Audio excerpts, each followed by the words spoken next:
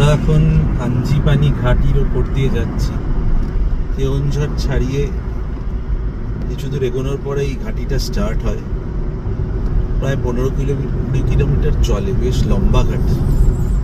Gradual claim, চড়াই আছে, but at the same time রাস্তাটা চওড়া, 4 লেন হওয়ায় জ্যাম থাকে না, সুতরাং স্পিডটা মেনটেন করা যায়। বেশ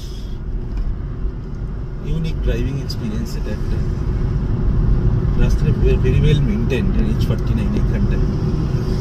আর ভিউটাও খুব ভালো ঘাটির থেকে, চারধারের পাহাড়গুলো, ভ্যালিস, এর সামনে যেরকম ভাবে পাহাড়গুলো খুলে যায়, খুব সুন্দর লাগে।